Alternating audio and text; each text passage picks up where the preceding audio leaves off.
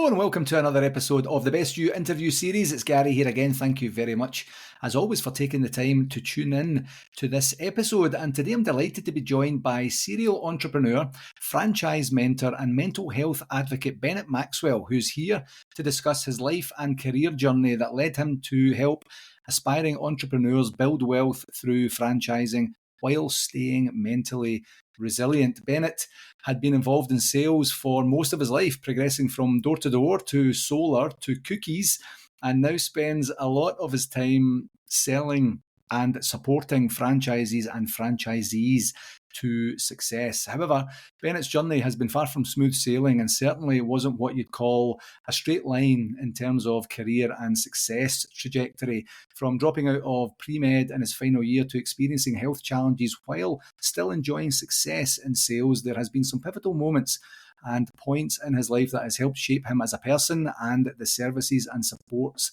that he provides to clients. Lots and lots to unpack there. Bennett, thank you very, very much for taking the time to join me today. Yeah, Gary, I'm excited to be here. Thank you.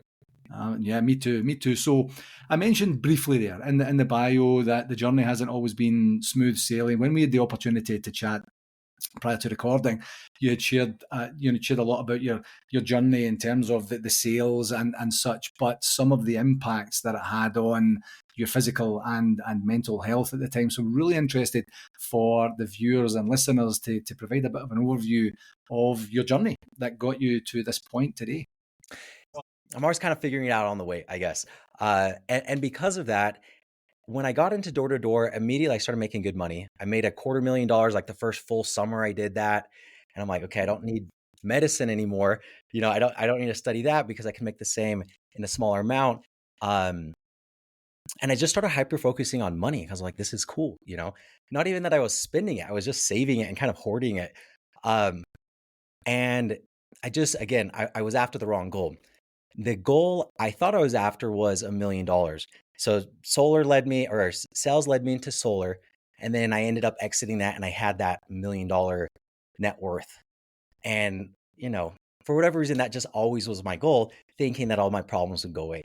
But as soon as I got it, it was like, yeah, it felt amazing, but nothing really changed in life.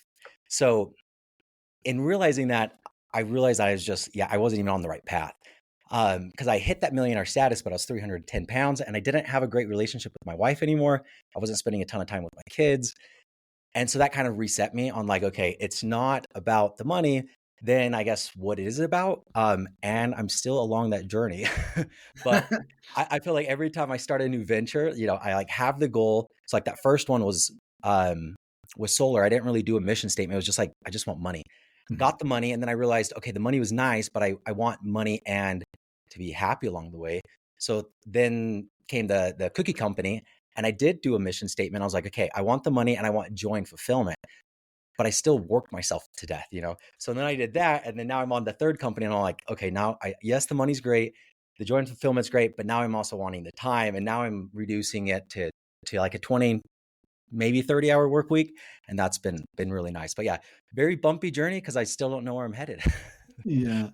Well, do you know that it was really interested in terms of specifically the weight challenges that you had at that particular point in time. And what I'm going to lead to here is, was there a specific pivotal moment where it was, you need to do something here, or you're going to lose it all, or this is going to be really bad for you? Has weight been an issue for you in your life? Because I mean, you look great today. Yeah. In high school, I'd play football and then I would lose 40 pounds to wrestle. So like I was really good at managing weight and getting like calorie tracking and all of that stuff. When I got into sales though, it was, I started calculating how much I was worth per second I was on the door basically. Right. Like, so, and it was worth quite a bit. Like if I'm knocking doors, I'm worth a few grand an hour. So if I need to go to the bathroom and it takes me 15 minutes to drive to the gas station, and then I'm probably going to grab something to eat maybe or something, and 15 minutes back, that's costing me a few $100s. Or maybe I should have asked you permission to just say this before the podcast. Or I'm going to go to my car and I'm going to pee in a water bottle. And Yeah. I did that for years, but it was that mentality of like, I'm not going to get off the doors. And then with that, I'm never going to spend time to go make a healthy meal.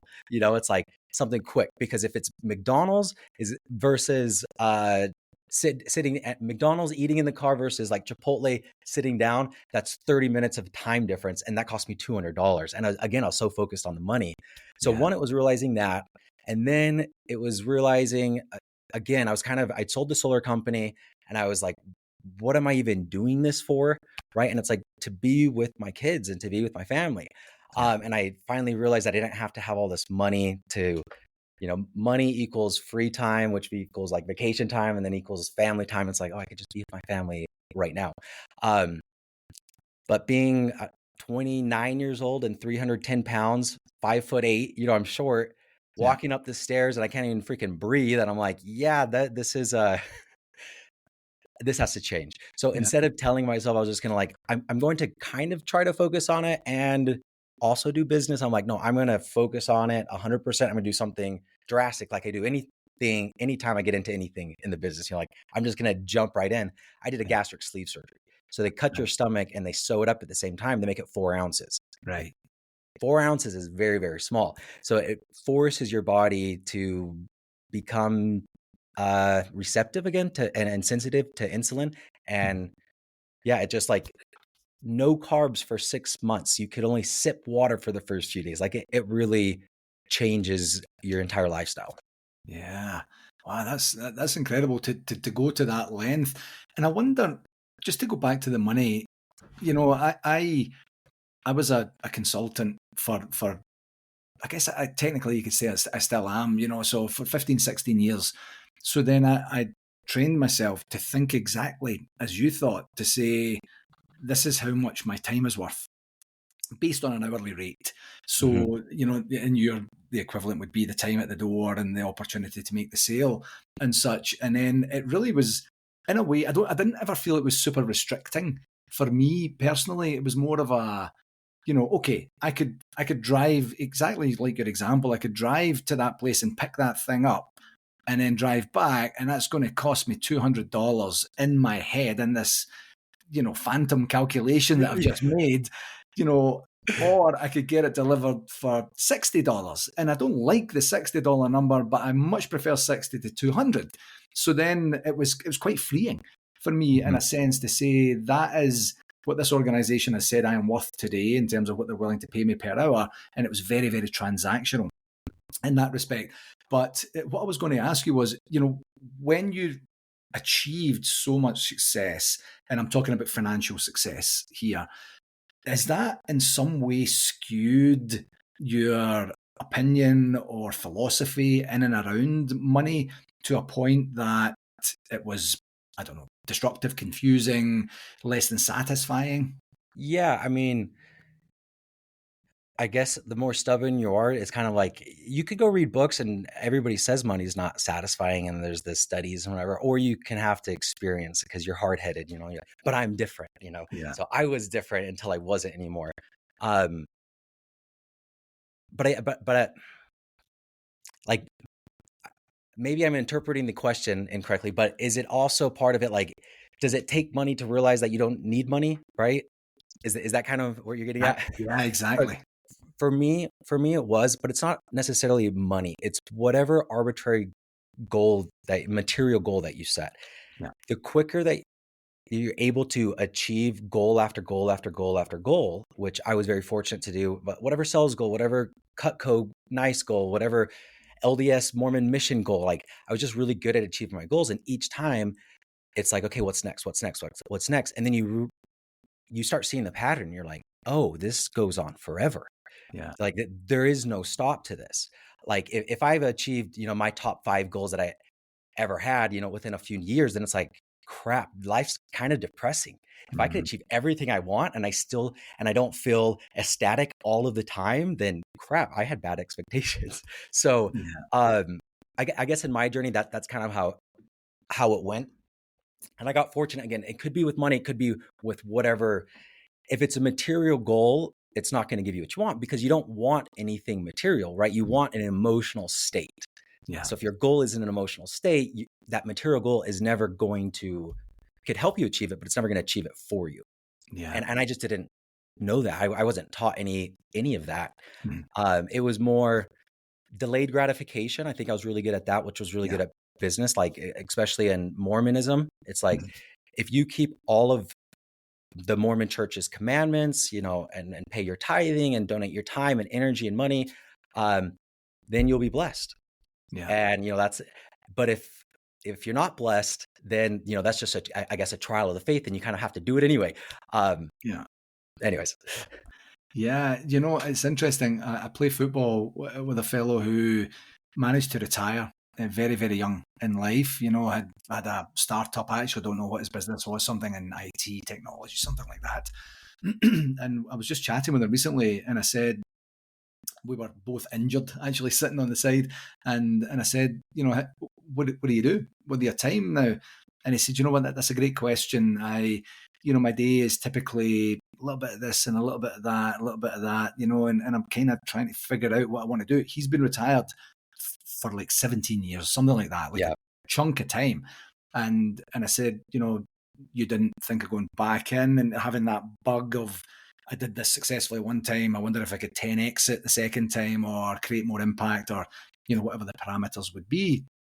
And he says, no, and the industry's moved on so much, it would just be irrelevant. Now it would take a long time to get back to that. And I said, okay, so what do you love to do? And he said, that's a great question. And every time I asked him a question, he was like, that's a great question. I said, I know I kind of do this for a living, but I was genuinely interested. And I don't really think I got to the bottom of it. I mean, it's a 10-minute conversation sitting on the sidelines, Right. Bennett, but it was one of those ones where I'm inspired to actually go back and chat with him again to say, hey, listen, let's grab a couple of beers and just walk and talk through this. If there's anything I can do to help you, because in a sort of semi-connected way, I think that's possibly the inspiration behind the question. Now that I think about it, is if money is literally not a factor anymore, you could go for dinner, you could do your hobbies, you can treat your friends, you can make yourself and your family secure and stable, and that's not a thing. Who are you? And what do you want to do? And why do you want to do that? And why is it important? And what are you going to do about that? And I know that a bunch of people listening to this would be like, I would love to know the answer to that question. Well, and I would too, and I just wonder about that relationship with finances and whether I it's don't think it helpful or makes not. a difference. If you're worth $1 million on paper or worth 10 million on paper, Yeah. it's on paper, that right? Like, I own real estate properties. The realization for me it was no matter how much money is there, like, yeah, I've always had enough money for food and stuff, but there's always been like, but I need more. It's not that I want more, I need more. And seeing through that, and then also seeing through, everything that I've always needed, I've always had, right? Because it's like, it's easy for you to say that if you have money, but it's like, okay, even before I had money, I could go back and say, but have I always had what I needed? Yeah. Always, right? Like, I've always had exactly what I needed when I needed it. And if I didn't need it, I mean, if I didn't have it, obviously I didn't need it for me to be who I am today, right? So a lot of it, I do think you get caught up. You're like, yeah, I need to make all the money. I need to see it. I need to feel the safety there. And what I'm saying is, it doesn't matter if you have $1 million or $10 million. There is no safety from that, because the safety is typically from, like, it's deep rooted insecurities. It's not, I just need to pay my mortgage. It's like that's not what really matters at all. Yeah. Yeah. So earlier on, I mentioned the pivotal moment, and you briefly talked about the inability to walk upstairs without, feeling like you're going to pass out or have a Yeah. medical episode and such. But, your newfound, what you're doing today is in the franchise world, but there's also a mental resilience and support element to that. Was there a moment that you experienced in your career thus far, or moments where you had that pivotal moment where you thought, this is garbage, this is not serving me or anyone else? Yeah. I mean, quite a few of them. The biggest one was last April, so about a year and a half ago. Mm. I was to the point I couldn't sleep. So, to, I guess, put it in perspective, I purchased a cookie company in 2021, franchised it in 2022, and then 2 years later, so in 2024, We've opened up 100 locations, 20 food trucks, sold 400 franchises. And we're also being sued by $1 billion company in a national lawsuit. Like all of this is happening. And I went from 0 to 200 employees, Yeah. because I also opened up 15 corporate stores, trying to do it all at once, vertically integrating. I'm owning the dough manufacturer that makes the dough centrally in Utah, ships them nationwide, and the trucks to go ship them. Just trying to do it all, because if I could just control everything, Yeah. right, then I'll be happy. If I could just control every damn thing around me. Yeah. Then I realized, like, this is never going to stop, because I told myself, when I'm a millionaire, Yeah. when I get my first property, when I make my first $250,000, when I sell my first franchise, when I raise the first $100,000, when we raise the first $1 million, when we open the first 50 stores, it's just like, Yeah. again, if you spread all this out over 10 years, maybe it's harder to see the patterns, because it was all happening. I'm just like, yeah, none of this is giving me the security. It's actually giving me more insecurities, because Yeah. it's just more to control. So I got it all out of fear, and now I'm going to guard it out of fear of loss. And it's just a terrible way to live. Yeah. So April of last year, I'm like, I'm going to focus 100% of my time, energy, and effort, because I'm really good at meeting my goals, right? Yeah. My goal is to figure out why my mind perceives so many things as goals. So many things as problems. Right. Because the problem is a perception. So it's like, do I want to solve every external problem indefinitely? Or do I just want to solve the one problem? And I'm like, I'm just not going to have problems anymore. Is that possible? It is. Not at all times, but I don't know. The more you focus on it, I think it's definitely more and more possible to be in those states of mind, that you're not worried about the external control, and you have the peace of mind just sitting quietly and breathing. I don't know. Kind of a very different goal, I guess, of what I'm after now versus the upbringing, I guess. Oh, and I did want to loop back on something. I was talking about the delayed gratification. Yeah. I think that was ingrained because of religion. And either way, it's like, do the commandments or don't. Either way, everything, the reward's in heaven, right? Like the reward is not in this life. Don't expect a reward in this life. Just put in the work now so you could harvest later, but you're going to harvest in the next life. And then I just hyper drove on that a little bit. And then I didn't ever stop, I guess, to enjoy now. And I think a lot of people are also in the like delayed gratification. Now, obviously there's a balance, but the A-type personality, a lot of times we delay way too much gratification when we don't need to. Yeah. Would you say you're enjoying your health and your wealth today? Yes, absolutely. Working 20, 25 hours a week, what else do you do?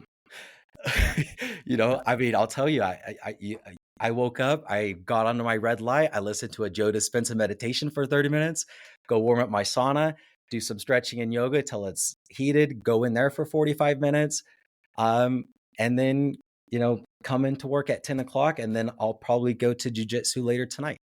So it's like I could spend a lot of time just on myself because I have the time, and then I'm spending it more in my body. The more you are in your body, the less you are in your mind. And my goal right now is trying to gain freedom from constant thought. Yeah.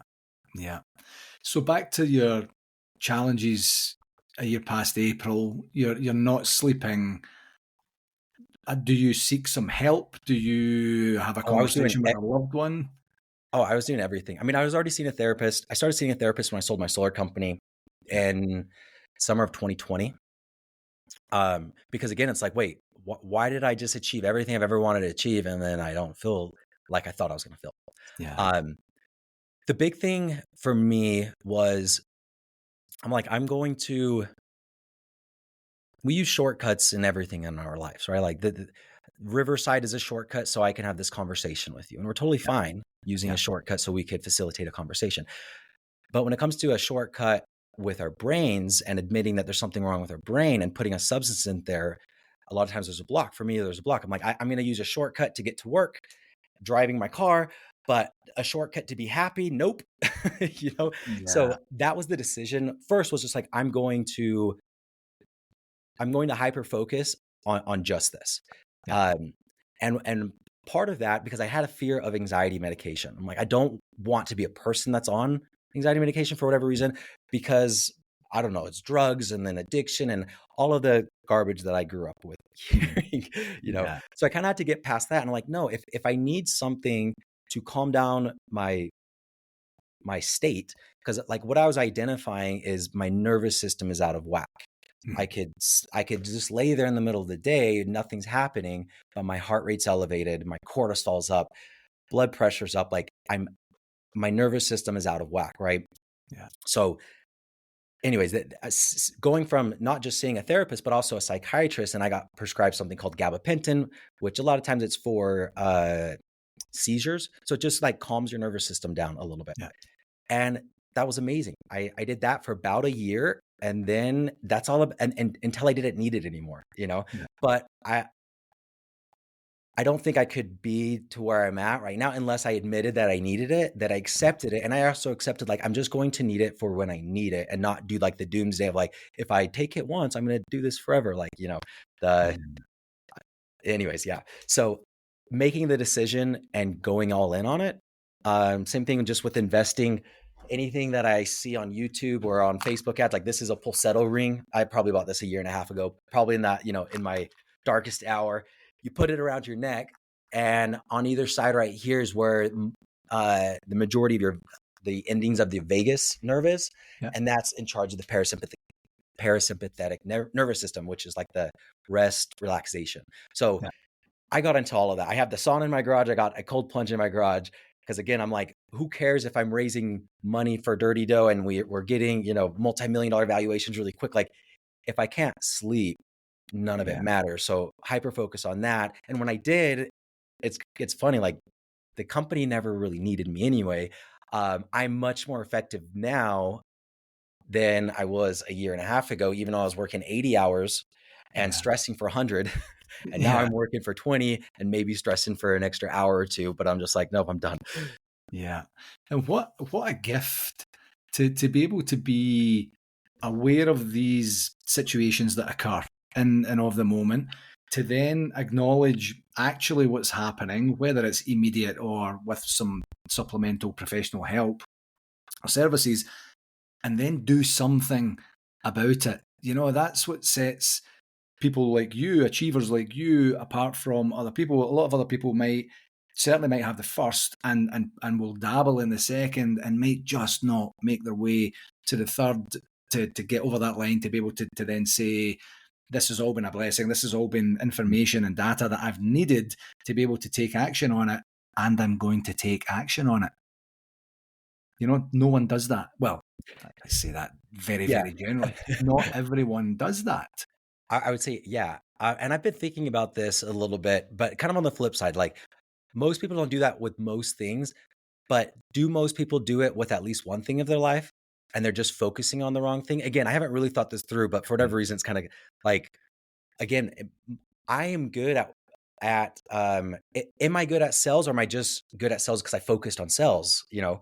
Is somebody that's a good, if somebody, went through med school and is a doctor, if they applied that same knowledge and sorry, not knowledge, but desire to learn, I guess, to, hey, I want to control my mind and have peace at all times, you're going to achieve it. Either way, you're going to achieve what you set your mind to do. Yeah. Generally, like that doctor is going to become a doctor. And if he did become a doctor, if he's as thirsty to have peace of mind than he was to be a doctor, you can achieve it. It's just most people aren't even after that. So I recently met a woman and we had a conversation about her life. Basically, how do you do? What do you do? And she says, I'm actually a stay-at-home mum, have been for the whole time, and my youngest kid is going to university and I don't know what I'm going to do next. I say, what do you like to do? I have no idea. What do you love to do? I have no idea. If I had more time to converse with her, I would have been saying, well, what has your life looked like at the various phases or seasons of the kids' lives? Because it goes from a very, very dependent circumstance and situation to less dependence and more influence and, and mentoring and nurturing, or, whatever word you want to use there. And it's that opportunity to start to kind of say, like, who are you? The doctor example is a perfect example. And I was recently watching the TV show The Bear, and it's about the restaurateur, and he says, I'm going if anybody's watching this and you haven't finished the last season, switch off now or fast forward. But he says, I'm going to stop doing this. I'm going to go do something else. And everyone's like, why? You're so good at it. And he says, I don't even know who I am. This is all I have ever done. And I start to see that, and in social media profiles of people that I follow and such, where they're at that spot where they're saying, I don't know if this is actually it. It was it, and it has been it, and it has served me in a way that has got me to this particular point in time. But I don't know if that's actually what I'm doing. So that really lends itself to the point of what you're saying is, just because you went after something, just because you achieved success in that, is that who you are? Is that what you are? And is that all you can ever be? And I think the short answer, certainly for someone with your drive and determination and energy, the answer would be no. But maybe for other people, the answer might be yes. And by the way, I'm okay with that. There's nothing else that I need to do. I've always wanted to be a doctor. My family are all doctors, and we are serving the medical community and the community at large. And it's just a thing that, certainly something to ponder as we move forward. Yeah, I think most of us don't ever ask ourselves that question. Yeah. Even me, like growing up in a religion, like, really, who am I? What am I? Type. Because we're just so busy on everything external. It's always just like more distractions, more extractions, more achievements. But you go through your entire life and you're like, wait, but who am I? And then you ask people, if you're thinking, okay, how would I answer who am I? Typically, you're going to list off experiences. Can you be an experience? You can't be an experience. Or you list, your body, and you're like, I was born here, and you're like, well, can you be in a previous place? Like, no, that's not who you are. And then you start listing off memories, and you're like, well, a memory is also just an accumulation. All of that is stuff that you've just found since you've been on this planet. But who are you? Those are just things that you've accumulated. And that's a tough question, but there's a lot of, I guess, wisdom in asking yourself and then having this silence to be able to hear the answer, rather than I just need to go do the next thing and the next thing and the next thing. And then you're like, okay, the next thing will never be enough. So can I look at life now and just have it be enough completely as it is without wanting it to change at all? Yeah. Yeah. It's so interesting. I was just thinking there, I do a daily video on social media, just self-development topic. And what I've been doing with my undergraduate class at the university is saying, watch all 5 of the videos from last week, pick one, tell me why you picked it, tell me what resonated with you, and tell me what you're going to do, tell me what you learned and what you're going to do about it. And some of the stuff coming from these undergrads, Bennett, is absolutely exceptional, because they're kind of wrestling with exactly what you just said there. Do, achieve, graduate, get the internship, get the opportunity as we're going forward. And I'm saying, look, just take 90 seconds, watch this video, tell me what it meant to you. And to see these, and I say, by the way, the video you do back to me, 90 seconds or less. I don't want to consume any more than that. I've got a lot of students here. But just to see them ruminating on that literally live as they're recording, to say, actually, now that I say that out loud, as I hear myself saying the words, I don't actually know if that's a thing that's going to serve me. And I don't actually know if that, why I keep doing that the way that I do it, or why I don't explain myself thoroughly when I'm speaking with my parents or my community or my colleagues or whomever it is. And it's just, if we can plant that seed just now to say, it's an investment of time, it's an investment of effort to be able to do it. You can't just sit and say, right, okay, I have 3 minutes between now and the next meeting. I'm just going to ruminate. I'm just going to do a bit of meditation. I'm just going to give myself exactly what I need to fuel myself for the next 6 hours of hardcore work. So it's an investment of time, but you have to believe you're worth it. You have to believe that there's going to be benefit from that. And you have to know and understand, kind of back to the straight line analogy we've been using today, that it's not going to be a straight line. Straight lines were drawn by human beings. It's going to be a squiggle of some description with some back checks and some side steps and such like that. So the ability to be able to hopefully inspire some of the future generations to say, this is actually genuinely, literally the best investment that you can make. It's not going to be in other things and factors that will be catalysts or facilitators to get to where you think you want to get to. But if you're not right, if you're not present, if you're not enjoying yourself, if you don't feel supported, if the voices in your head are so distracting and debilitating from any sense or semblance of enjoyment, what are you doing? I mean, could we boil down life to be like, is there anything more important than your ability to feel good with yourself? Right. Yeah. Which was fun. I was talking about somebody was kind of making fun of me, teasing me that I'm getting more into meditation. And I'm like, yeah, like, it's good to be comfortable with yourself at any time. And they said something like, being alone with yourself sounds boring. I'm like, but you're the only person that you will always be with, Exactly. that is the only constant. So can you be comfortable with that? The overriding word for me with this typically is intention, and if you have intention to go after your goals, to be, so focused, to chase the next thing and chase the next thing and it's genuinely thought out and it's intentional and you've encompassed the parameters you need to encompass to be able to do the best job that you can do in that moment.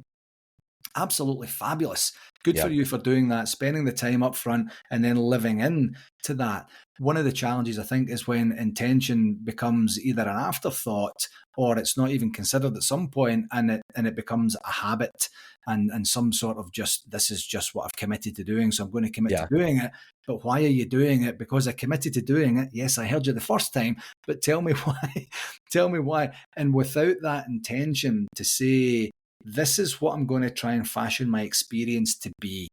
And I might not hit it, but this is what my intention is. This is what I'm looking to try and experience from this. And it's that experience that just seems to be, I don't even know if it's forgotten, because if it's forgotten, then it would have been there at some point for you to forget it. I don't even know if it's ever been built in.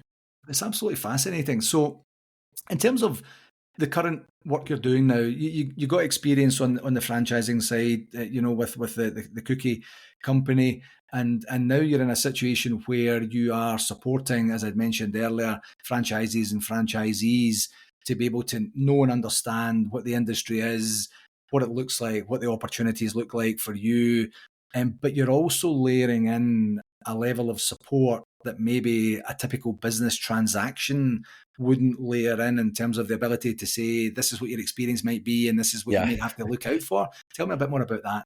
Well, yeah, franchising in general, it's cool because you're buying into an existing model, but there's 4,000 models out there that you could buy in from, Yeah. and each one is typically 200 pages of franchise disclosure documents and legalese, and so most people hear about a franchise from a friend or something, they'll look at 1, 2, maybe 5 of the 4,000, and then they jump into it, which is really exactly how I got into franchising myself. I Yes. looked at one company and I bought it, jumped into it, feet first. But then it's okay, well, of the 4,000, if you spend a little bit more time, can you find the ones that have been around for a decade and that have a perfect track record? Do those exist? Absolutely, they do. Can you find the ones that they disclose how much profit every single person in their entire system made? Yes, you can. So that's the idea behind the brokerage that I started, Franchise KI. Franchise Key, spelt Franchise KI, sorry. It's the KI is knowledge and intelligence. So try to educate people on what franchising is a little bit more, but you have to apply it right through intelligence. And if done correctly, there's a lot of freedom in it because you're buying, again, franchising is systems and processes if you buy the right one. Yeah. So you buy one, typically you're coming in with the expectation, yeah, I'm a business owner, all the freedom. And then you get your teeth kicked in. You're like, this sucks. I'm working longer hours and I'm getting paid the least amount because I have to pay everybody else first. Yeah. But if you could replicate yourself in that system, because now everything is built out and you just pull yourself out, put a manager in, go build out your second store or location or whatever under the same, pull in some employees, and you go do that 2, 3, 4, 5 times, then you could really build an empire of generational wealth. And, a lot of these franchises cost, I don't know, $400,000 or $500,000 to get into, and you get loans and they'll make you, $100,000, $200,000, $300,000 every single year per location. So that's the kind of idea behind that, which I don't know. I like business. I like all of that. There's definitely just getting into business will not reduce your anxiety and stress. So I guess I'm a little counter that you have to come in, you have to get more anxiety, more stress, go down to then be free to be able to break out. But anyways, it's fun for me to to focus on that and not Yeah. focus on the operational sides and building the company, Yeah. and making the cookies and shipping them out and doing the grand openings, but just focusing on the sales and the marketing side and just finding those top companies and then driving traffic to them. Yeah, and then when you're dealing directly with the franchisees as well, you're selling, say for example, I'll just say what brand will I say? Well, you mentioned Riverside Yeah, earlier, so so I let's mean, Riverside. I'll just give you the one that we're doing that I partnered with first, glow Yeah, tanning. It's like red light therapy, spray tans, UV tannings. yeah, Um, I do a lot of video interviews with their franchisees, with their corporate team members, with the founder, because I want a prospective franchisee not to hear from me. I'm a salesperson that's mhm, presenting the opportunity, and you don't know me, I could be biased. yeah, Hear from the people that you're going to actually report to. Like when you're actually bought into the franchisee and the marketing person supporting you, yeah, let hear from them what the expectations are. So yeah, a lot more video education, I guess, is set up, and then we drive ads to that. Then they go through their auto booking links, and I have a team of salespeople, so I don't have to take any calls anymore. But they're just kind of going through that process. And like for glow tanning, in the last 6 months we've collected 2.3 million for them in franchise fees. So yeah. they had 100 locations. We've sold another 90 something. Again, they had like a perfect business model ready to explode, and then we just came on as that little engine to help them. Yeah. And how does that differ in terms of the types and styles of support that someone could expect to receive? You've had some great times and some tough times, Yeah. depending on what the angle is that you're looking at it in terms of your business experience. Do you have a long-term relationship as you move forward with the various parties that are involved, or is it quite transactional where you set them up for success in the beginning and say you have Yeah, what you need? I've been, I guess, experimenting with both. A lot of people want to do hey, can you help me go sell a lot of franchise, but also set up the whole system like I done with Dirty Dough. And it's interesting and fun, but it's been a year and 1 day since I sold the company, Yeah, since I sold Dirty Dough. yeah, So I'm like, I need a little bit more time. I like just the sales side, just identifying the brand. It's the sexy, the exciting side, right? yeah, But the cool thing is like I don't have to worry about the back end because I'm only picking a brand that has 100 locations, that's been around for 15 years, mhm, that's never closed a location, and their average store is making $300,000 according to their disclosures in net profit. yeah, Like, you know, that's a really good system. So, yeah, but yeah, I think I'll do it again. I mean, franchising is really cool. I really like the model and the ability to really scale. yeah. Yeah, it's one of these things. The more I learn about different types and styles of businesses out there, or the more I pay attention, I should say, to different types and styles of businesses out there. It's just absolutely fascinating, the plethora of Hmm. businesses that are out there. If someone had said to me 6 months ago, you're going to have a great conversation with someone who has a franchise brokerage, I would be like, what do you mean? Like, what does that even Yeah. mean? But when you layer in the story and you layer in the support and layer in the need for an organization like that to say, look, we've done some of the diligence for you. This is the type of style of organizations we work with. This is what you can expect to get when you work with us.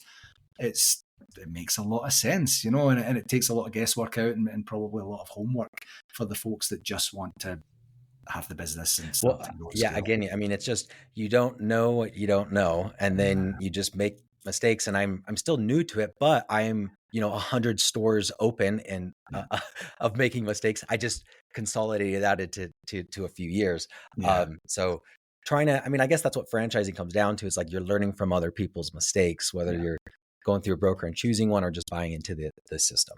Yeah, and that's essentially life in general, isn't it? You're learning from your own and others' experiences and mistakes and ideas and such like that as we move forward. So what I like to do, as you know, this is called The Best You, and the purpose behind that is to get the opportunity to ask each guest what regular practice they employ to give them the best opportunity to be themselves. You've mentioned a few things about your routine, even just today, and your overall routines. But is there some one particular regular practice where you say non-negotiable? This has to happen in order for me to be at my optimum. I go through so many different things, and I'll go through like phases. I'll use one more than anything. Yeah. But I guess I'm going to broaden it out and say physical movement. Like if, Right. if I'm not feeling good, if I'm feeling low energy, if I go out on a walk, I feel better, even if it's just for 5 minutes, even if it's for 2 minutes. Yeah. Um, and being more in tune with that, I guess, and just knowing like, okay, I'm sluggish. I'm going to go outside. I'm tired. I'm going to go outside. I'm going to move. I'm going to stretch. When you move your body, your blood obviously is flowing. That carries all the nutrients up to your brain, and then you can think better. Yeah, I love it. Absolutely love it. It's a thing I don't do often enough in terms of literally going outside. I do a lot of movement during the day, but when I get outside, most of the time I'm like, why don't I do this even Yeah. more? Even in the colder climate, which I'm in here in Calgary, it gets very cold in the winter. It's still just great to be literally outside. The sun is still shining regardless of the temperature, and you get that opportunity just to breathe and move differently and reduce the distractions and be a little bit more present as well. Yeah, I do love that. I do love that. Bennett, where can people find out more about you? Yeah, BennettMaxwell.com. So just my first and last name. That'll have links to all the franchising stuff. I have a podcast called Deeper Than Dough. It's the emotional side of the entrepreneur's journey, as well as all my social medias. I love it. Perfect. Bennett, I was looking forward to this one. I am delighted to get the opportunity to talk to you, and thank you very, very much for coming on to the show. Thanks, Gary. I had a great time. Appreciate it. Hello again. Thanks again for tuning in to this episode, and I do hope that you found it valuable and gained some insights. I do have an ask for you. If you enjoyed this podcast, I would absolutely love it if you would connect with me on my socials, and that's at LinkedIn, Facebook, and YouTube. Just search for my name and do whatever it is you need to do there to follow me and stay updated with all the latest content, tips, and discussions. And for any more resources that you're looking for, feel free to visit my website, garygillen.com. And while you're there, you can book a free, no obligation 30-minute coaching call directly with me through the site. Whether you're looking to enhance your performance or tackle a new challenge, I'm absolutely here to help you succeed, and I would absolutely love to hear from you. Thanks very much again, and until next time, keep pushing towards your goals and getting better each and every day, my friend.